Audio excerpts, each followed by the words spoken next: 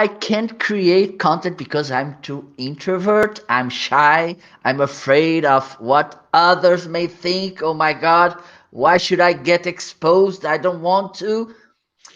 Some ideas some people have about creating content about throwing and showing to the world. It's like, okay, I'm an introvert, I can't. But is that true? Is it true that all the people that are creating and sharing content are extroverts? Are you sure about it? So, if you think about this, stay tuned because in a while I will bring Stephen Liu to talk about this. I'll be back.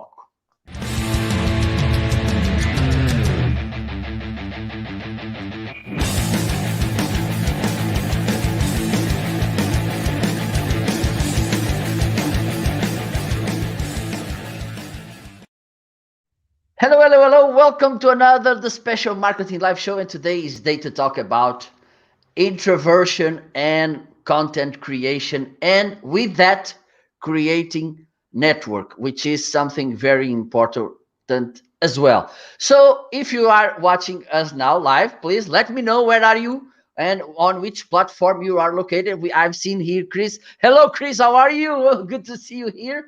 And those who are on LinkedIn, let me know where you are. And those who are on YouTube, on Periscope, whatever, please share your location with the world. Don't be shy. Don't be introvert.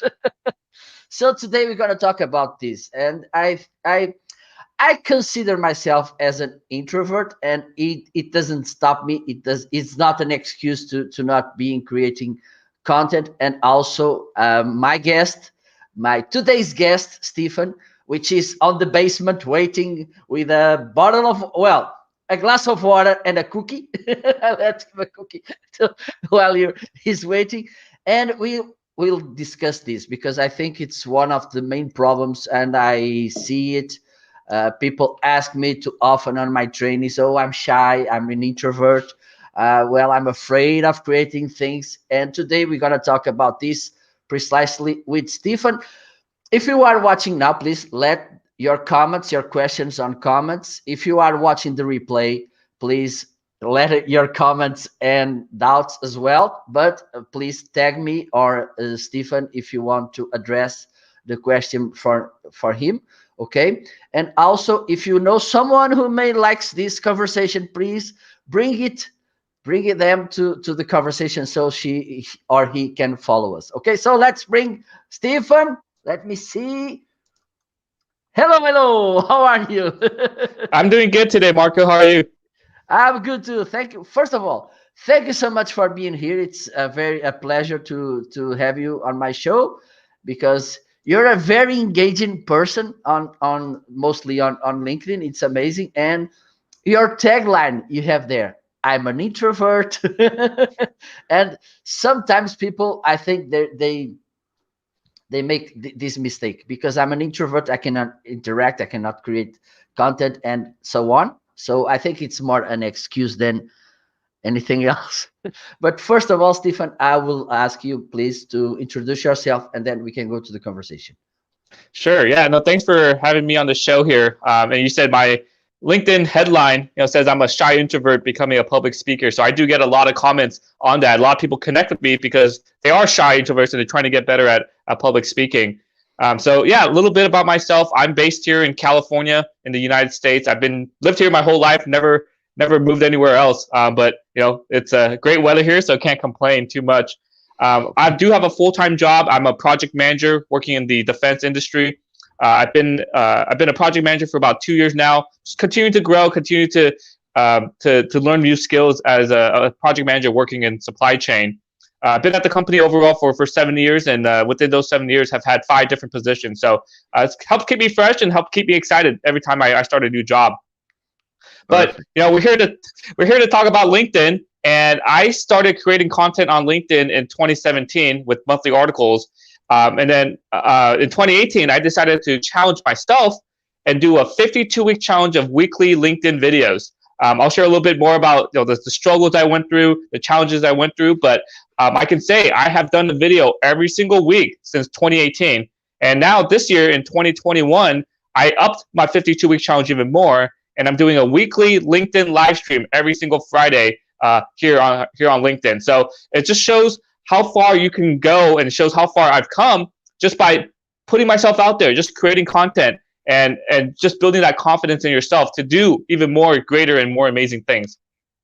Absolutely, and this for me it's amazing the important and bringing those challenges to ourselves so we can, okay, I have to do this because I committed with that. I think it's very important. And one thing I think to start the conversation, why one day you were at home or at beach or traveling whatever, and you say, okay, I need to create my own content. When did you had this epiphany?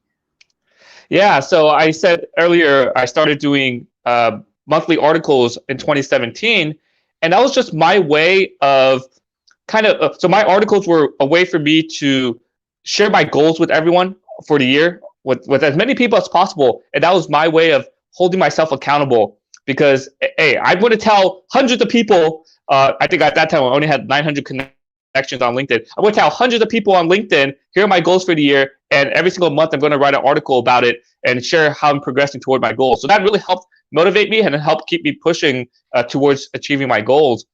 And then near the end of 2017, I'm continuing to have that growth, continuing to have that goal mindset. And obviously, the next progression was, hey, I'm going to do something weekly on LinkedIn, right? I already did monthly articles. I'm going to do something weekly. And around that same time, I had a good friend of mine posted the first ever video I've ever seen on LinkedIn. And I said, oh, I can do that. I have a cell phone. I can do weekly videos. But then the next step is, what do I talk about? What are 52 things I can talk about with my weekly videos? I was thinking, well, I've been to a lot of presentations. I've been to a lot of seminars. I had mentors, and I take a lot of notes throughout these presentations. I could possibly come up with 52 things to talk about from all the notes I've had throughout the past few years. So that's what I did. Every single week, I just pulled something from the list, and I just did a quick video about it. My videos were short, maybe 30 seconds, 1 minute, maybe 90 seconds, and that's how it started. So yeah, that's how my journey started. Just came up with an idea and decided to roll with it. Well, Stephen, you mentioned something there that for me was amazing, because you mentioned I have a cell phone too.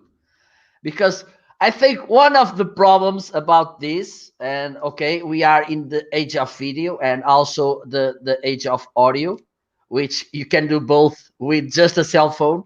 But I don't know about you, but I see one of the most common, one of the FAQs people usually ask me is, oh, I don't have money to buy an expensive camera, an expensive microphone, an expensive light kit, and you mentioned just that. I have a cell phone too. Yeah, exactly. That's all you need. If you want to create video, you just need your cell phone. My cell phone has a better camera than the webcam I have on my computer. And it's, especially with the camera, you can be outside where there's better lighting. There's no better lighting than just natural sunlight. You don't need a special microphone. You just have your cell phone. You can do a selfie style, whatever you want. And that's about it. If you want to create text posts, you literally don't need anything else. You just need to put words onto LinkedIn, and you don't need to spend any money. So don't overthink things. Don't try to say, oh, if I'm doing a video, it has to be absolutely perfect. The lighting has to be perfect. The camera quality has to be perfect. No, don't worry about that. Just put that first piece of content out there, and then you learn and adjust as you go along the way. Absolutely. And the second amazing thing you mentioned, I think one of the big points you're making here is be simple. And other question is, oh, I don't know what to talk about, and there are so many people talking about this topic, and those people are better than I, don't know the topic better than I. And okay, I have these notes. I took from Congress. I've been and everything. So let's start from this. And there's something that I always say to people, because when facing the imposter syndrome, I think you were on a conversation about that a few weeks ago, right? The imposter syndrome. Yeah. And one of the things I like to say to people, look, there's something that it's untouchable for you. It's your experience. your ideas. And that's what you made, right? Because you took your notes, that's what your perspective, that's what you learn, and you bring it to the camera.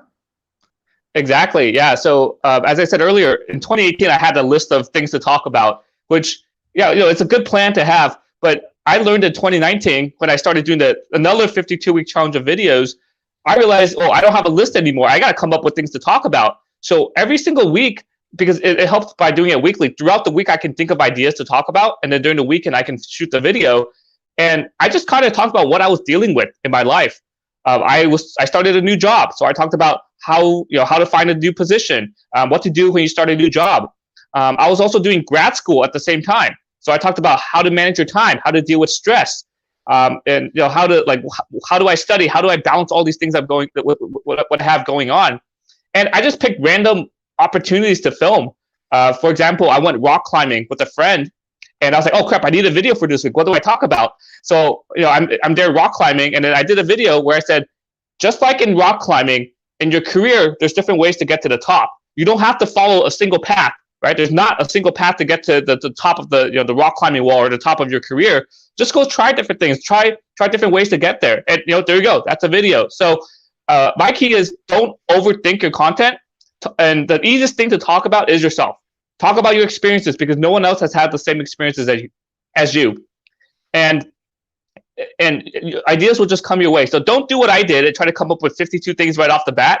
Come up with 2 or 3 things at a time. And that's how I'm creating my content. I just, whatever idea comes in my head, I just put it down my phone or I write it down. And when I have time, I write it out into a post, or I try to make it into a video. So, don't worry about not knowing what to post about. Just talk about yourself, right? Talk about, hey, here's one thing I want to celebrate this week, or here's one challenge I overcame this week.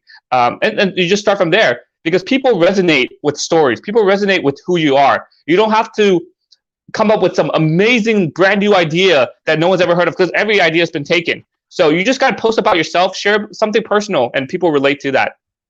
Absolutely, absolutely. Oh my God, I love the way you like to simplify things, because usually we just see the opposite people. Okay, let's make this complicated. Oh, it's not enough complicated. Let's complicate it even more. And I think it's good to think about. And I have to ask you something, because there's another problem, and mostly on LinkedIn. Usually there's this misconception. No, I'm working. I don't need to post content because I'm already working, and LinkedIn is for people to find job, right? Yeah, that's definitely a misconception, because it kind of goes in with like networking as well, right? If we just talk about networking instead of creating content, like a lot of people feel like, oh, I don't need to network until I need to go find a job. Okay, so let's say you get laid off and you're living paycheck to paycheck, or you maybe only have 2 months of savings. Are you going to go network for 2 months and try to find a job then, or are you going to try to start applying, right? And at that point, it's too late to build up that network. You want to continuously build up the network, just like we are here on LinkedIn, continuously building content, because with my content is mostly about career development, personal development. It's all about helping others.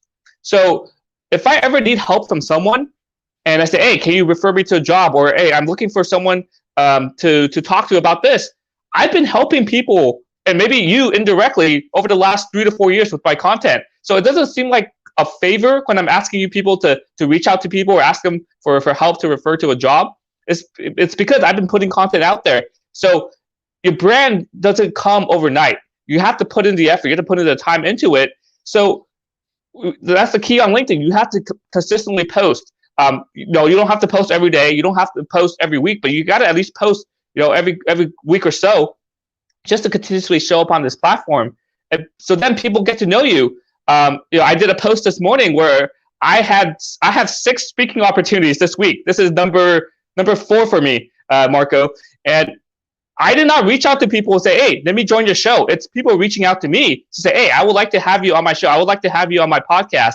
And it's just a testament of all the effort I put in with my weekly videos, just continuously showing up on LinkedIn. So yeah, don't wait until you need to put yourself out there to put yourself out there. Always continue to do that, because you never know when you need help, or when you need additional support.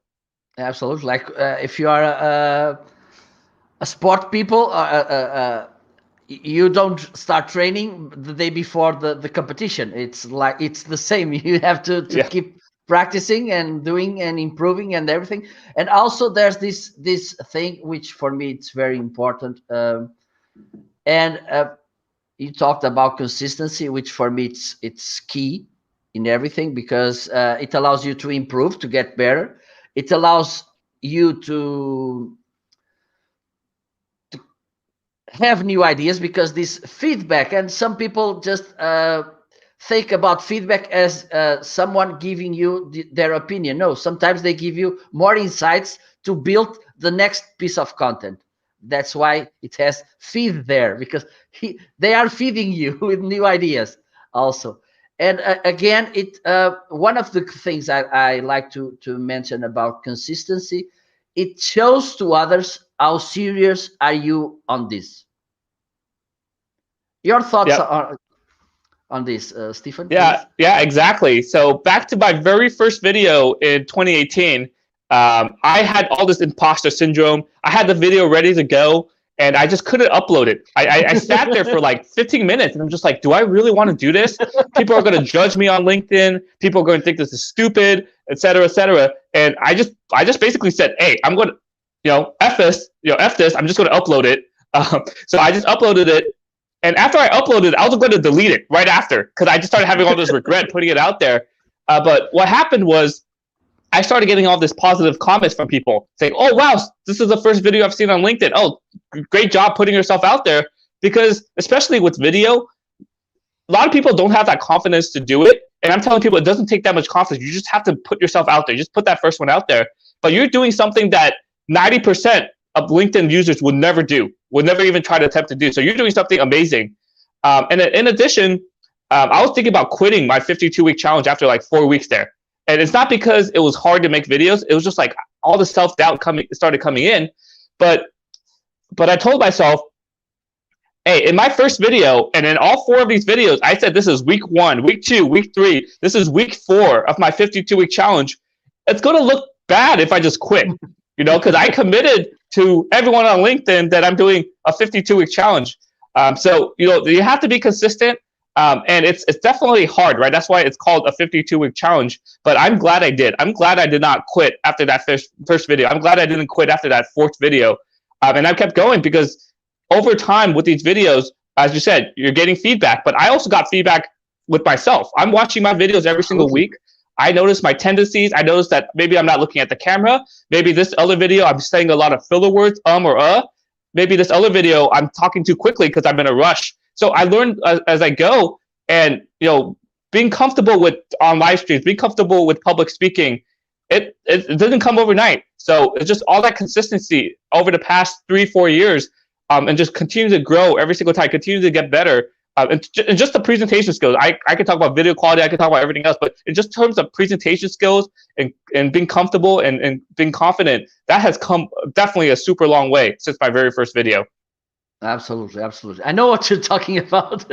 Yes, and there's another thing you're being a great guest, because you're throwing me the ropes to keep the conversation flowing. Because again, there's this misconception.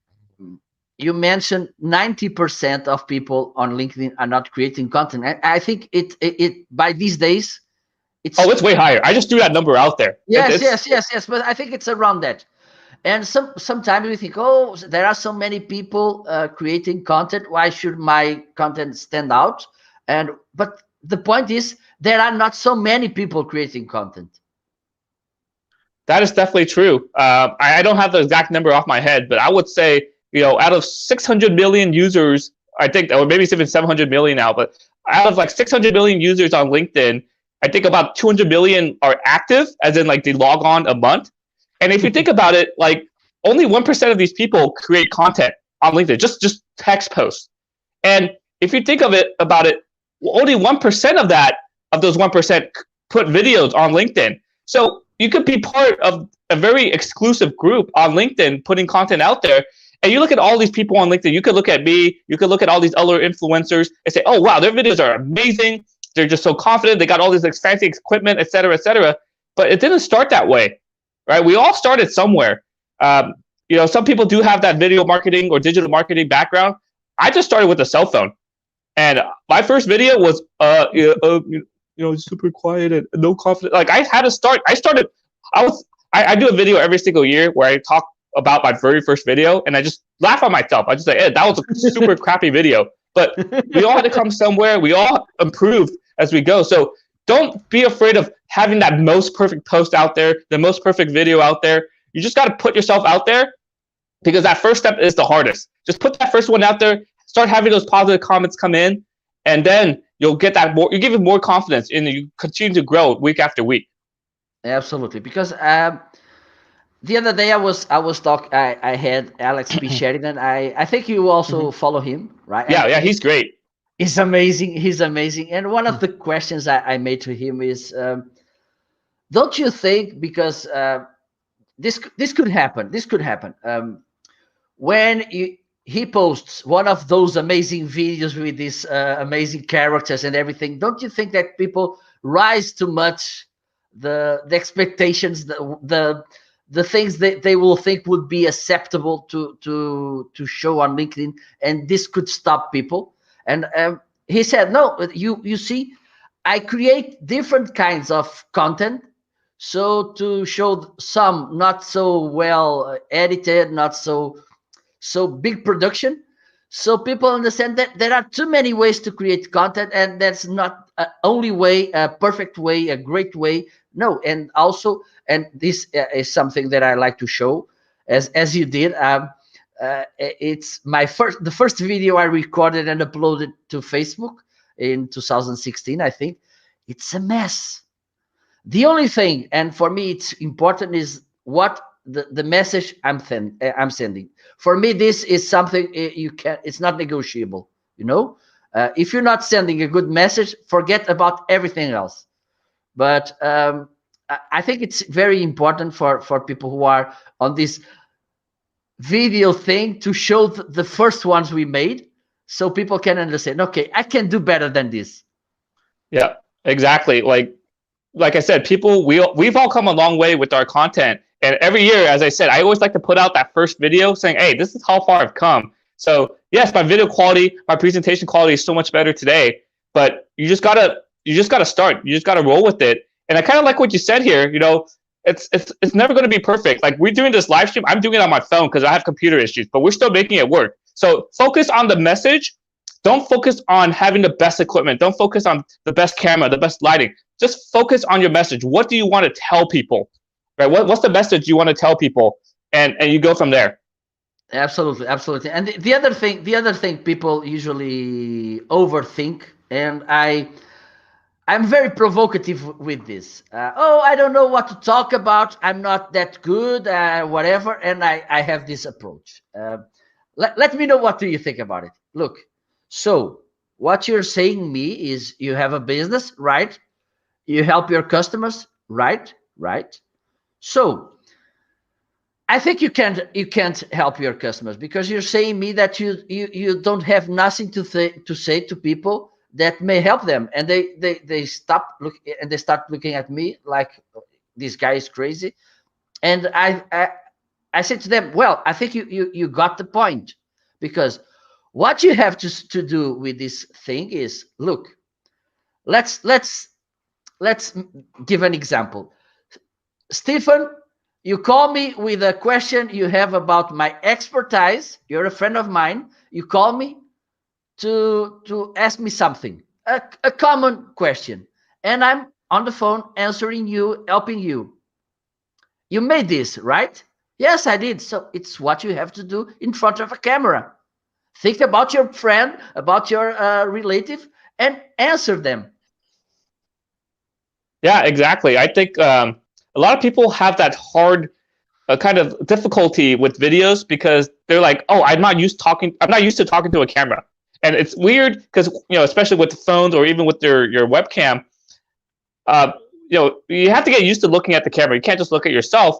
But the key with the videos, and because some of my videos, especially in the beginning, I had like I would say a speaking voice rather than my normal voice. So I was a little more formal with it rather than having a conversation. And I could see the difference, right? And just the videos. I just don't know how to switch it. But the key at that point, but the key is you just got to pretend you're talking to a friend. I'm sharing a piece of career advice. I'm sharing some information. I'm sharing my story to a friend here. And because you're speaking to a friend, you know who they are, you have that relationship with them, you naturally open up a little more, you get a little more loose, and so you're not so stiff and having that formal speaking voice. You're just talking to a friend. And then you said earlier, if you're running a business, I mean, if you have nothing to share, then you shouldn't be running your business. But a lot of people here on LinkedIn don't have businesses. They're just individual people, and then they're like, well, what do I post about? Um, a good example, I was tagged in a post, I believe yesterday or 2 days ago. There's this student. He's been following me for a while, and his first ever post on LinkedIn was just saying, "Hey, I'm a student. I'm studying this right now, and I just got too many things going on. I got so many midterms. I got so many projects. But I know that this time will pass. A lot of people, a lot of students are in the same shoes as me right now, with virtual classes, with a bunch of projects, with a bunch of things going on. But this time will pass, and I just want to use this post as motivation and inspiration for other students. So look here, this is just a college student, right? And many college students out there, many young professionals out there, like, well, like, what do I talk about? I have nothing to share. Well, there you go. Share some personal experience you're going to. And that post, I mean, I don't want to say it went viral or anything, but it got a lot of positive support. It got a lot of comments, got a lot of engagement on the post because it's relatable to a lot of different people. Absolutely, absolutely, and this is key for me, and this is key for me to as Gary Vee likes to say, if you don't have many expertise to share your evolution, document them, and this is also important. But I think we need to talk about this. I like to stress this thing, which are the comments. So many people, and here in Portugal we have this culture of lurker. I think it's something very common here. Well, I think it's a broader problem. It's not just in Portugal, but here I think it's even more problematic. And when I talk to people about comments, I don't like to comment. I just watch, and eventually I will react. Don't you think it's a missed opportunity not commenting? Absolutely. First of all, if you're scared of creating your own content, creating your own videos, creating your posts, that's perfectly okay. But the next best thing you can do is to show up in the comments. Because when I'm posting things on LinkedIn, or when anyone posts on LinkedIn, we see the views. We don't know who views it. We see the likes, we see the comments, but we don't know who views it. And yes, okay, I do a post, let's say it has 500 views and 50 likes. Okay, okay, that's a lot of likes. I don't pay attention to exactly who likes, but I spend time in the comments because you can start conversations that way. I notice who comments a lot on my posts. I notice who continuously shows up. And because when you comment on someone's post, you're sharing your insights. You can say, hey, I agree with what you said here.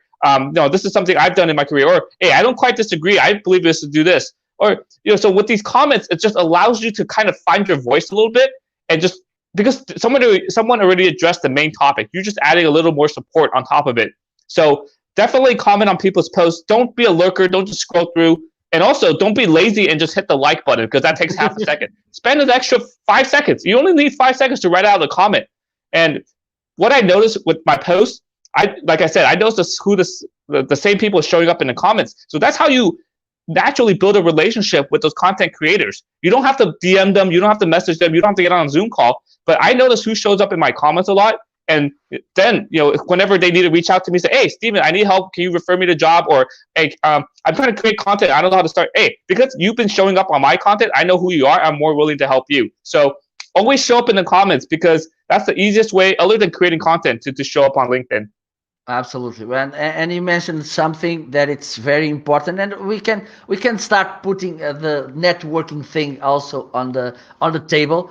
And yes, for instance, and I made this mistake, I have to confess, that people who and maybe you have this same kind of approach, which are people who never interact with your content, which never talk to you. Suddenly they come to DM and they say, hello, Stephen, oh, look, I love your content, congratulations, can you help me with this? Have you ever have this one of these approaches? Yeah, it's definitely not the right way to do things. So what I do on LinkedIn, I'll come from my perspective, and then I'll flip it around to when people DM me. So I find any opportunity that I can to reach out to people. So when on your notifications, you can see when people have a birthday. So every time I see that, I always say happy birthday. I hope you have a great day to every single person who has a birthday that day. Right? Doesn't matter if I've talked to them ever. Right? It doesn't matter if we connected 5 years ago or we just connected. I always send that message out. There's other things where someone celebrates a work anniversary or they celebrate a new job. Hey, congrats on a new job. I hope you've been doing well. Another thing that I do is because I keep track of who likes and comments on my post. And if someone hasn't commented on a while or likes it for a while and they just did it on a post, I reach out to them and say, hey, how have you been? It's been 6 months since we last chatted. How have you been? So because I keep these relationships up, this is my way of building relationships. Whenever I need that person's help in the future, they can say, oh yeah, Steve has been telling me happy birthday for the last 3 years, or he's been congratulating on my new job. He doesn't seem like a stranger. So, if you're engaging on people's content, you just want to, that's your best way to show up, because I'm more likely, as a career coach, as someone who's working, as someone who's creating content, I'm more likely to help you if I know who you are, if we have that relationship. If I see people message me and we haven't talked in like 3 years, other than me telling you happy birthday, and you don't say anything back, people, hey, I just got laid off. Can you refer me for a job? It's like, I never talked to you ever. Like, you never made that initiative to reach out to me. You never engaged on my on my content. Like, I'm not willing to spend as much time as you, rather than someone who's been continuously showing up in my comments, showing up, with engaging on my comments. I'm more likely to help them because they put in the effort to get to know me, to engage on my content rather than you. So definitely, that's how you build relationships. Again, it doesn't happen overnight, but if you really enjoy someone's post or you really enjoy their content, just comment on every single one of the posts, and people realize that. People recognize you for continuously showing up. Absolutely, absolutely. And there's this amazing way, and I think you have the same experience as I do, that we met so many people, and the conversation start precisely because you made some video and you shared on LinkedIn, and or you commented in some places. Can you share some of your these episodes that you for you that they get on your stuck on your memory, on your good memories, of course? Yeah, I mean, there's just so many people on LinkedIn where I just comment on their stuff, and then you just start building that relationship with them, because you just I always, comment on their content.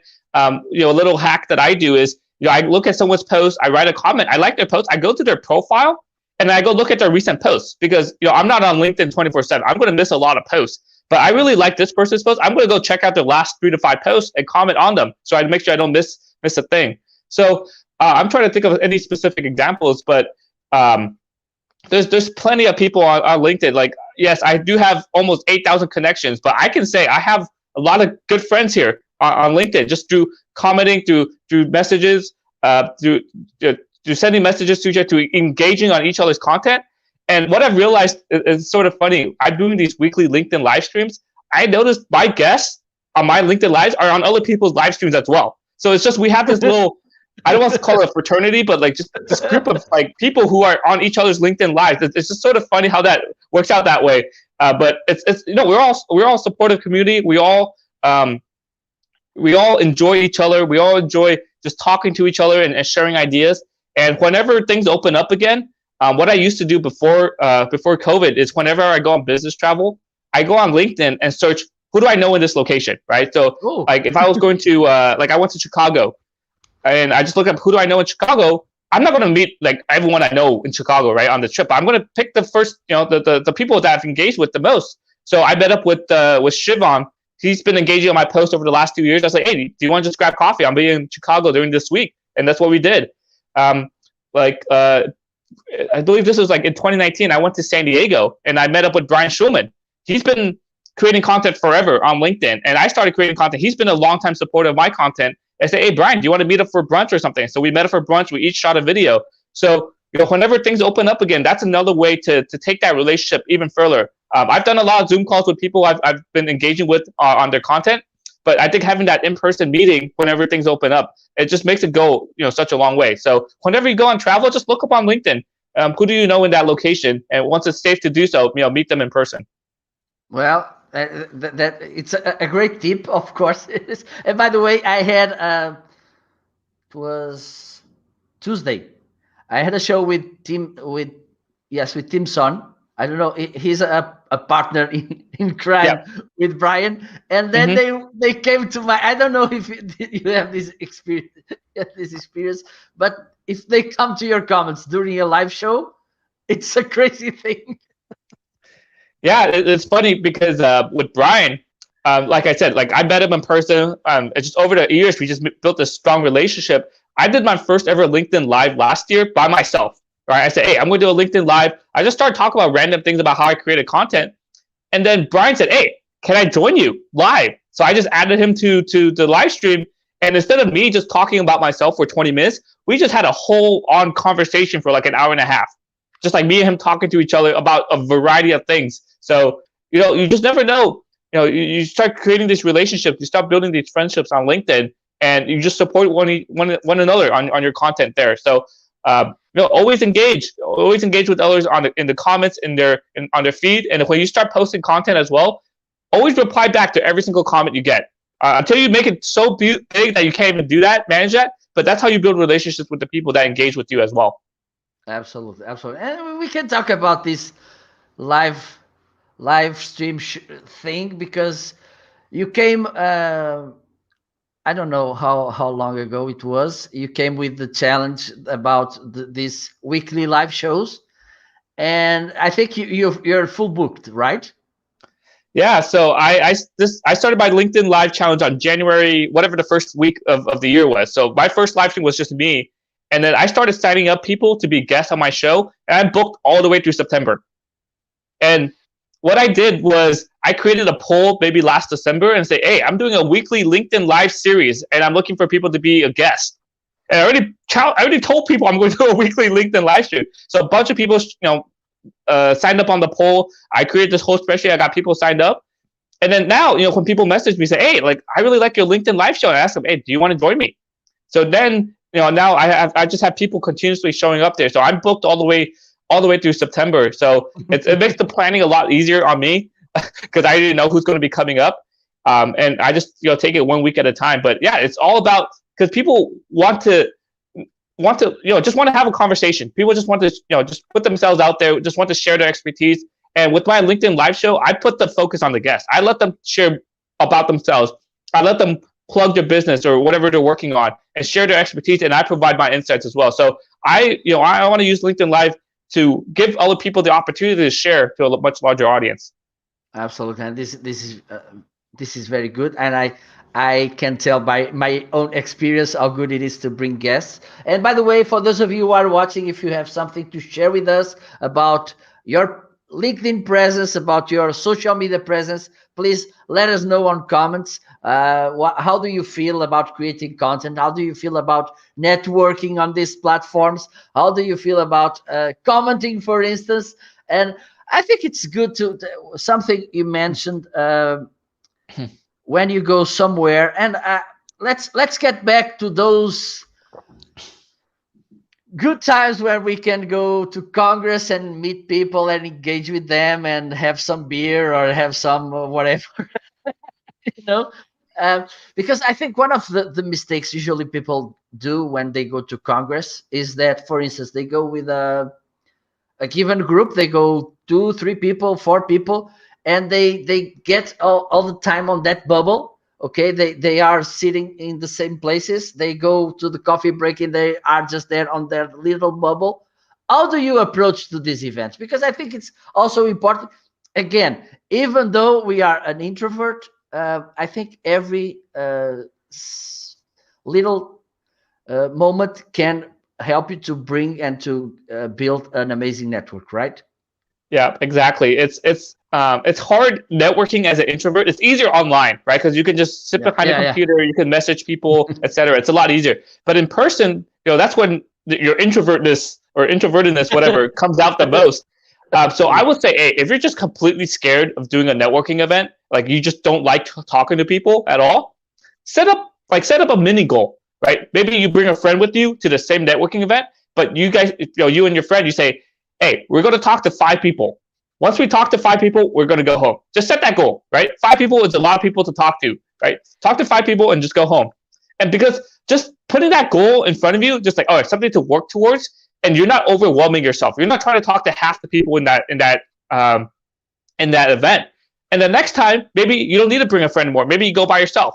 Or the next event you go to, hey, I'm going to talk to 10 people. I'm going to talk to 15 people or whatever. So set that mini goal for yourself to kind of build up that confidence and just build up, I guess I don't want to say your tolerance, but build up your ability to talk to more people. And if you have no idea who to talk to at a networking event, just look around, because there are other people just like you who are shy, who are just standing around at the coffee table, just looking at their phone, not knowing who to talk to. Just go up to them and say, hey, my name is Steven, and I just want to say hi and introduce myself. What made you to come to this event? And because they're in the same boat as you, you relate to them. You can even say, hey, this is my first time at a networking event. I'm super shy, but I just wanted to talk to people. How are you doing today? And because by saying that, they're like, oh yeah, this person's shy too. We can both kind of we have something in common because we're both shy. We both don't really want to be here, but we can just have this conversation. So just look around and look at people who are in that similar situation as you. You don't have to go talk to the most extroverted person in the room who has like 20 people around them laughing. No, just go talk to anyone there and just just take that first step and reach out to someone and say, hey, what made you come to this event? And maybe he's like, oh no, my friend brought me and I didn't want to come. And say, oh, me too. My friend dragged me here. And you just start the conversation that way. So you never know what's going to happen. Absolutely. And one of the things I like to do, for instance, when usually I go often to Spain to Congress. One of the things I like to do is the week before, the month before the event I follow the hashtag of the event on Twitter, for instance, and then I start engaging with the people who are talking about the same event, and then we will meet there. Did you? Okay, I think you already made this kind of approach also, right? Yeah, no, I think that's definitely the right approach. The same thing goes if you're going to like a presentation, right? If you're going to watch someone speak at an event, don't meet them for the first time at the event, because everyone's going to go meet them right after the event, right? It's so overwhelming. So what you do, because you already know who the speaker is, go connect with them on LinkedIn and say, hey, I'm excited for your presentation this Friday, and I just wanted to introduce myself and show how excited I am to learn from you. And then you show up early to the event. Show up like 15, 30 minutes early to the event when there's no one else there, and go up to the speaker and say, hey, my name is Steven. I messaged you the other day on LinkedIn. I'm really excited to learn about what you have to say today. They're like, oh, yeah, I remember you messaging me. And then, throughout the time, when a bunch of people are just rushing up to the speaker at the end, it's so overwhelming. They get overwhelmed by the LinkedIn request, by people trying to meet with them. But then you could just literally just walk up and you can just say, hey, thank you. Thanks again for your presentation. I had a great time. I'll catch up with you later on LinkedIn. Because this is the third interaction you're having with them. They know, oh yeah, I know who this person is. Right? You don't even have to have a full conversation with them. You got to put up that work up front, know who's going to be at the event, start building that relationship with them. So then they're not overwhelmed, because at the end, I've done that before, where I go to a event and I'm speaking, and I get like 20 connection requests right after, and I got a bunch of people talking to me, and I don't remember everyone. But if you build up that relationship beforehand, and then I see your face before the event, and then after when you say goodbye, that makes you a lot more memorable, and then I remember you for a long time. Absolutely. And for me, again, there's this situation that it happens on LinkedIn and also on the offline world, which is the unfollow up, which means someone sends you a connection request, someone was interacting with you on an event, and then there's no follow up. They just leave it there. What do you think about this? Yeah, so now with all these different virtual presentations, with all these virtual Zoom calls, what I've been doing, because I've talked to a lot of people, I talk to potential clients, I talk to my own clients, I talk to other coaches, I talk to just other people on LinkedIn, just networking, and I keep a spreadsheet, right? I take notes, whenever I talk to someone, but I also keep a spreadsheet and I say, oh, I talked to this person on this date. They do live streams on LinkedIn, and this is what we talked about in our brief conversation. But I add another column at the end saying follow up on this date. So I take today is March 12th, and I put a plus 30 days. So April 12th, follow up with this person. And so over time, I start building up this list, and every single week or so, I go check, hey, let me go follow up with this person. And because we had that conversation before, I could message them on LinkedIn and say, hey, last time we talked, you were studying for midterms. How did your midterms go? Right? And that's how you build relationships with people. And you don't have to follow up with people every single month. I start increasing the duration over time, but I always check that spreadsheet because I always that's a good way to build relationships. And like, hey, last time I helped you with preparing for a job interview. Did you get any job interviews? How did they go? And they're like, oh yeah, I forgot to tell you, but hey, I got this job. So that's how you build relationships with people. You always have to follow up. And using I use Excel. There's maybe way better tools out there. But just always keep track of who you talk to and always have a follow-up date with them. Yeah, that's amazing. You're sharing amazing insights and good tips for people to understand better this networking thing and how to bring with ideas and everything. And I think it's very important because sometimes we lose track of people, and we may be, because of that, we may miss some interesting opportunities. Who knows? Yes.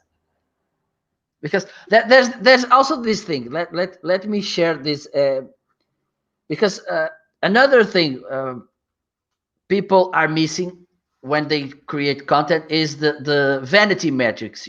Because nobody's watching, nobody cares, nobody listens, nobody sees, nobody likes, nobody comments, whatever.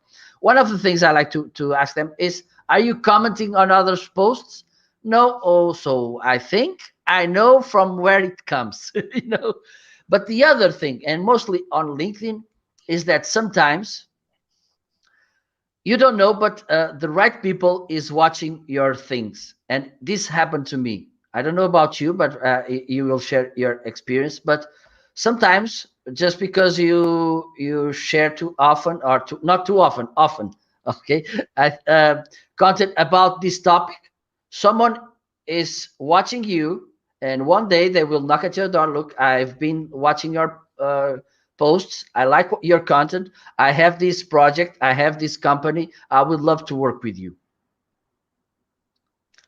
Your thoughts on this? Yeah, no, definitely. As I said earlier, with creating content on LinkedIn, no one knows who views it, right? Unless someone likes or comments. That's how I know, and that's how everyone else knows who views it.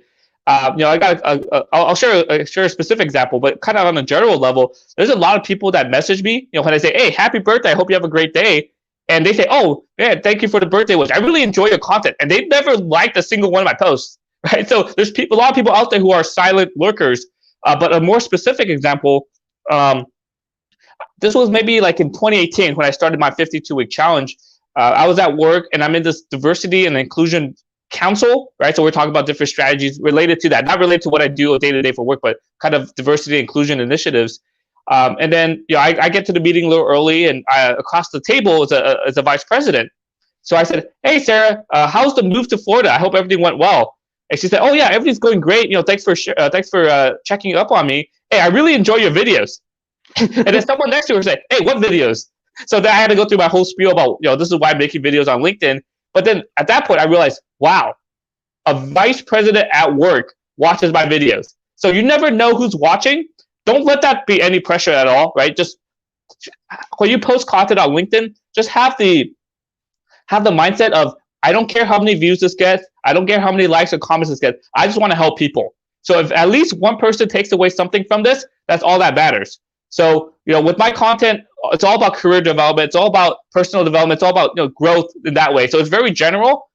So it applies to a lot of different people. And yeah, I do have posts that completely flop, but there's posts that go really well. And it doesn't really matter because, if the post that flops, there's still like 200 views on it compared to like 2,000 that I usually get. There's still 200 views. That means 200 people saw this post, and at least one person took away something from that. So you never know who's watching.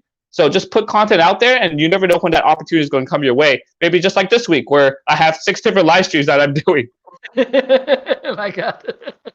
Will you sleep? I I'm good after today, so I'm looking forward to sleeping this weekend. Sleeping more this weekend. Perfect, perfect. That's good. And also, maybe we can talk a little bit about. And I think when we bring this long form content like live stream, because usually they are a little bit longer than normal pre-recorded videos. Do you like to reuse it? Yeah, so I started doing that with my weekly LinkedIn live streams.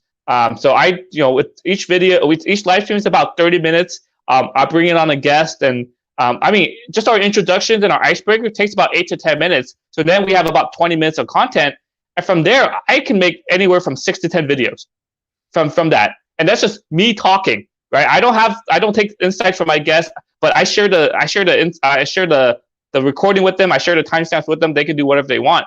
So I realized, hey, this is a very easy way for me to create a bunch of content at the same time. Yes, it takes me about like 2 to 3 hours just to go through a live stream and pull out the content, but I have 6 to 10 videos I can post any time.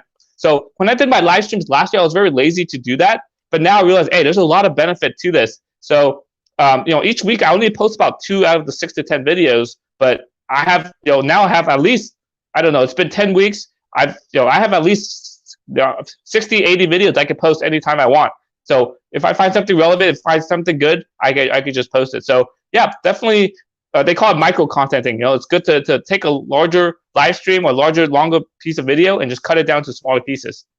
Yeah, and I think it's one of the big advantages of live video. And I know well, let me ask you, because one of the struggles, it challenges me for, really, when I go recording videos. It's amazing how bad I do that, because when I'm doing this live, the conversation flows. I say what I have to say. I say what I want to say. But when I just go recording, my tongue looks up. Okay, let's do this again. Let's take another take. Do you have the same problem? Exactly. Yeah. So as I said earlier, my earlier videos, I had that sort of formal speaking voice that sounded different than my normal voice. And I was just like, I don't want to say it's more professional. I don't want to use that word, but it just sounded way more formal than it needed to be. So this is why I like the live streams, because, hey, I don't think about this as a live stream. I think about this as me and Marco having a conversation. We're two good friends having a conversation, talk about creating content on LinkedIn. So by looking at it as a conversation with a friend, you just naturally, like I said earlier, you naturally loosen up. You're more relaxed, and you just talk.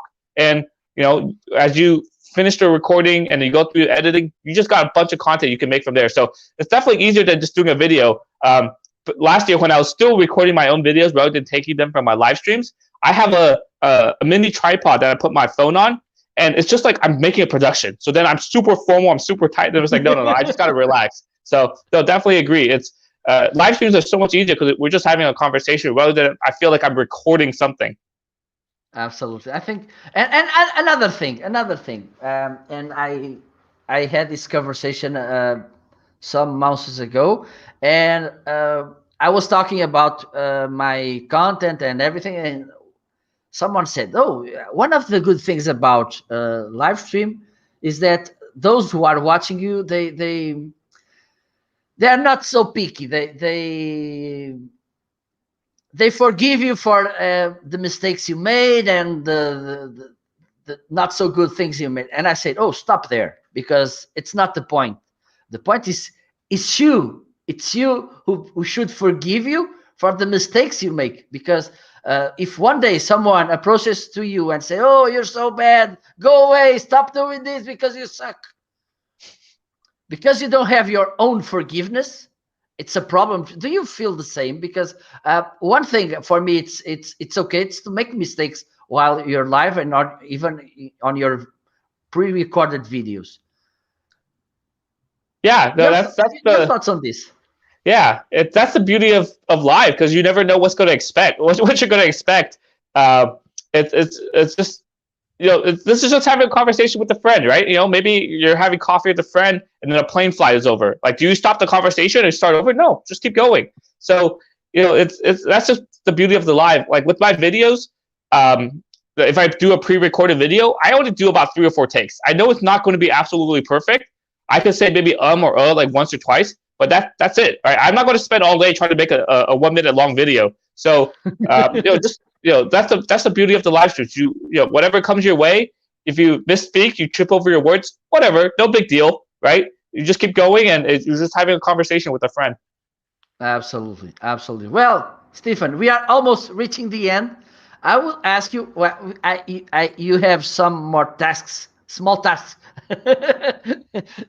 in a moment. But before that, for those who are watching us, which advices do you give them if they are introvert and even extrovert? Because we see so many people which are very extrovert, but they don't put in front of a camera recording. I think you also saw this. Which three advices do you give to someone to overcome this introvertness and to start doing content? Yeah, exactly. I will. Yeah, three main points. I'll try to put it into three main points. Okay. The If first you one want is the fourth, go for it. No problem. I'm just gonna start talking here. I'll see how many I Okay. get in. But Perfect. yeah, Yeah, first one, absolutely. don't overthink it.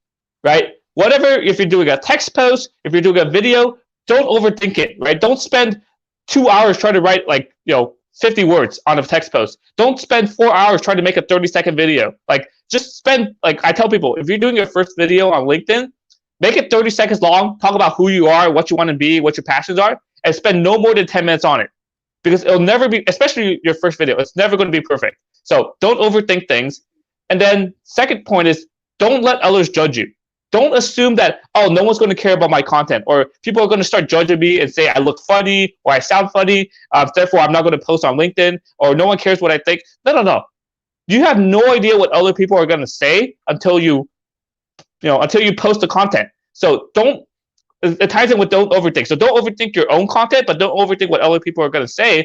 And then finally, your toughest critic is yourself. So don't take yourself so seriously, because especially with the videos, we're not used to looking at ourselves. We're not used to hearing our voice.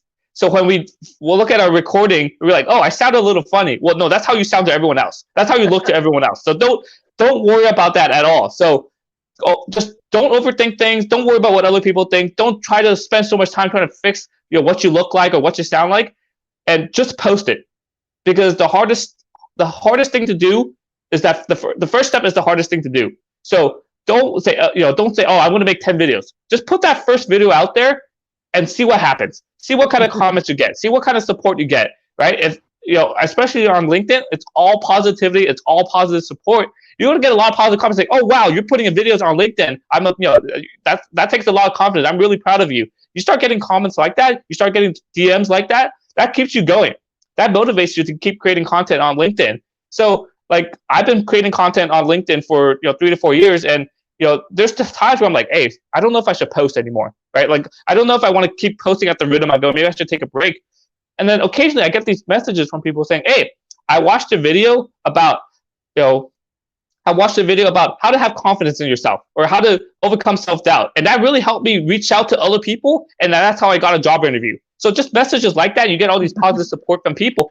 That keeps you going. So again, I guess I'll summarize. Don't overthink things. Don't try to make things perfect. Don't worry about what other people are going to think. And just take that first step. Just put it out there, and don't worry about future employers looking at it. Don't worry about other people looking at it, because it's all, if you're putting things out in good faith, if you really truly want to help people, and that's the intent of your content, you don't have to worry about what other people would think, because it's all going to be positive thoughts and positive support on your post. Absolutely. Well, made it. Perfect. Well, so we came to this section on my show, which is the guest suggestions. Let's do it.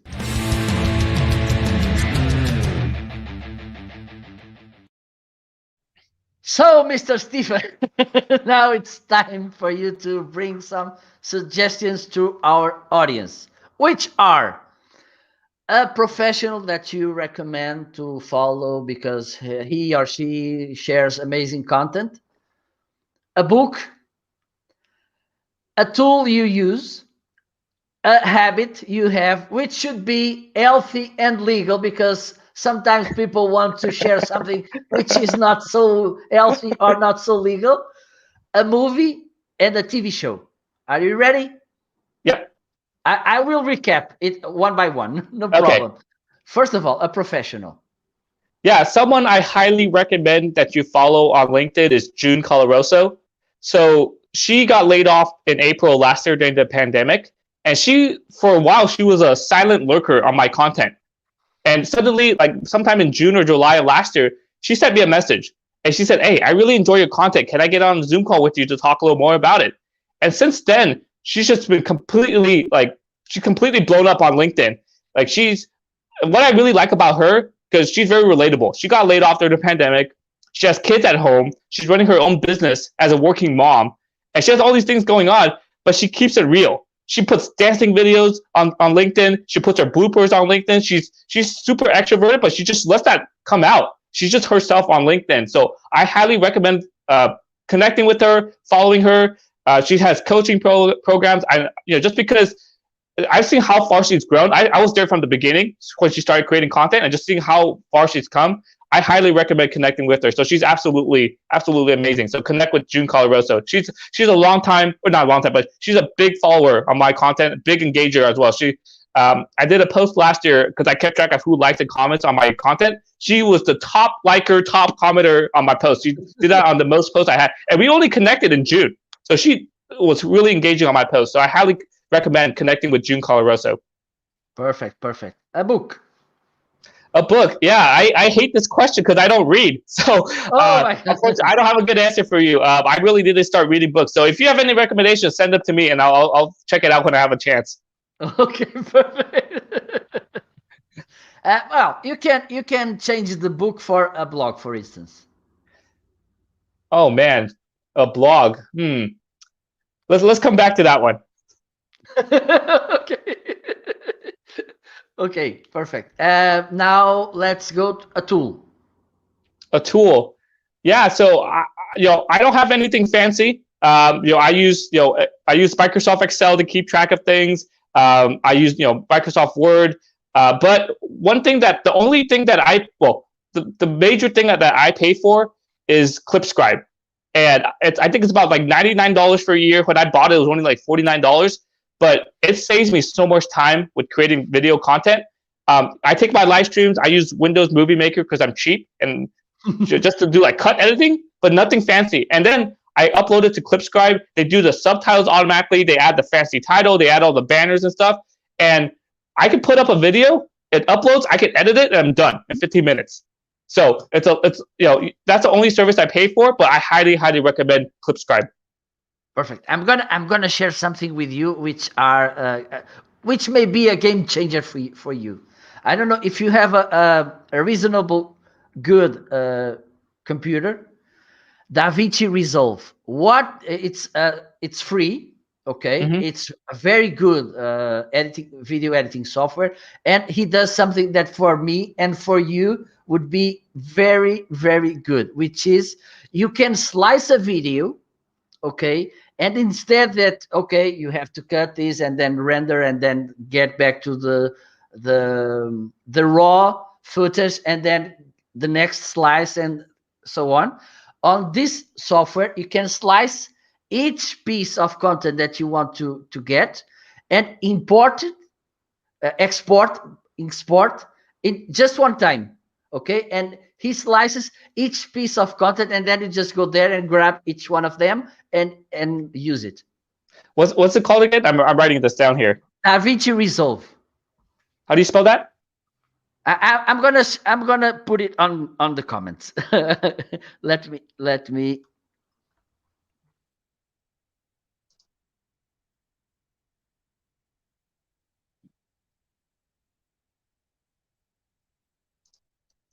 There you go. Okay. Yeah, I'll check it out. Yeah, it's free. It's free. There's a paid version, but it's not for us. Yeah. No, this is because it's amazing. It's amazing. This tool is amazing. Yeah. I would add on to that. If you look at people's content, you look at their videos, it looks really snazzy. Just ask them, hey, what software do you use, or how do you edit your videos? And people are willing to help. Right? I learned about Clipscribe because I saw someone's video. I was like, hey, how do you make those videos? Like, I use Clipscribe. So I was like, okay, I'll go pay for it. So I'll definitely check out DaVinci Resolve. as well. So Yeah. thanks for the recommendation, Marco. You're my friend. And now a habit. A habit. Yeah, I'm a big proponent of having daily habits. So I'll start with one of my goals this year was to do a monthly fitness challenge. So every single month I'll do a different fitness goal. So in January, I tried to hold a plank for 5 minutes and I could not do that.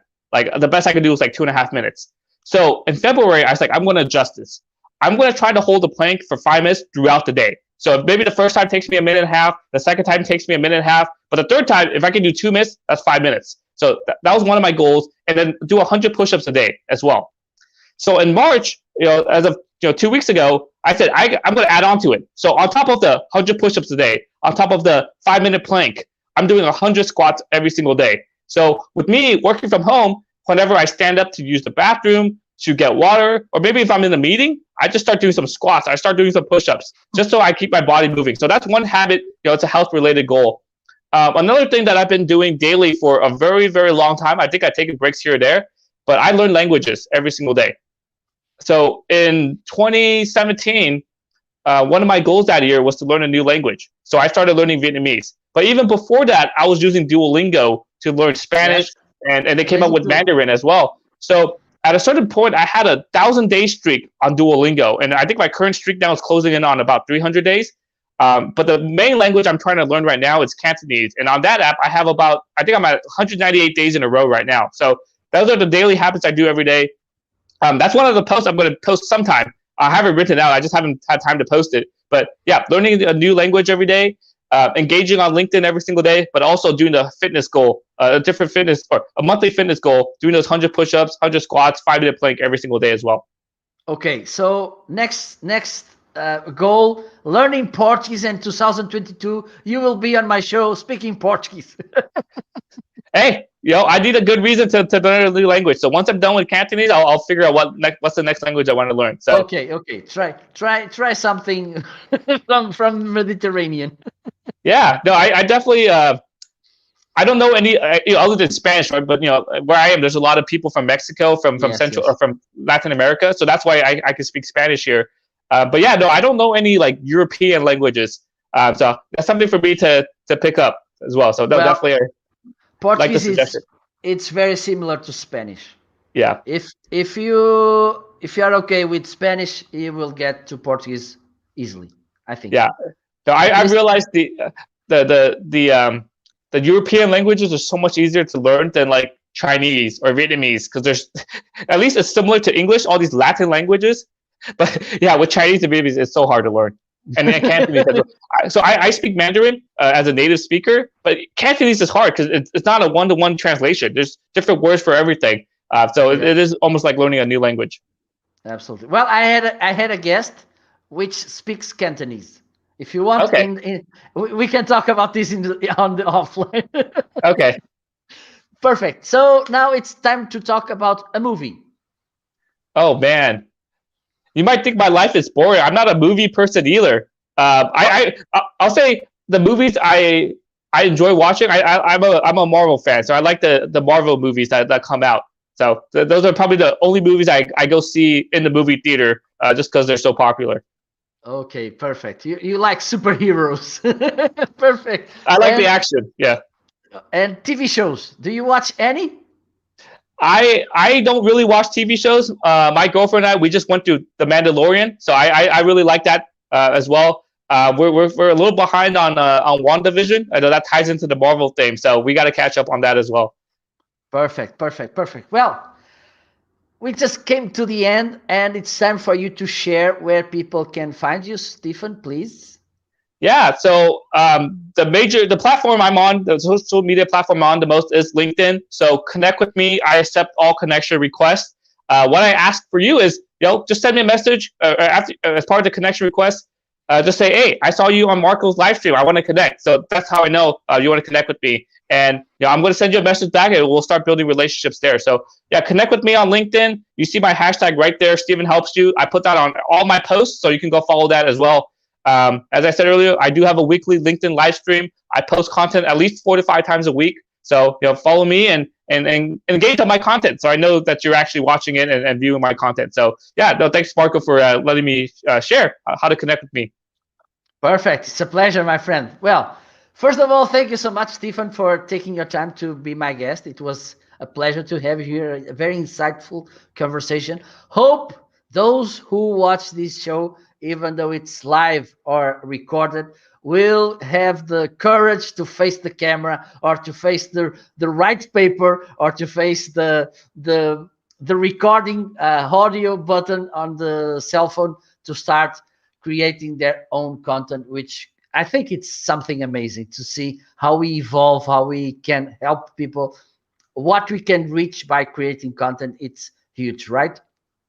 Definitely, I agree. So don't overthink your first post. Don't overthink your first video. Just put it out there. You'll feel Um, so much better after putting it out there rather than having all these thoughts holding you back. So just post. Just do it. Absolutely. Well, thank you so much. Olá, Márcio. Muito obrigado. Thank you for being there. Well, time to finish. Everything is good. It comes to an end. Thank you so much for tuning in. Wish you all a very good weekend. Time to rest, to relax, to make other things, because life is also about joy, about relaxing, about other things, not just work. So enjoy the weekend, and next week I will become, and soon I will post here the live shows from next week. Okay, so bye bye, thank you so much, and enjoy. Bye bye. See you. Thanks, Marco. Have a good one, everyone. Too.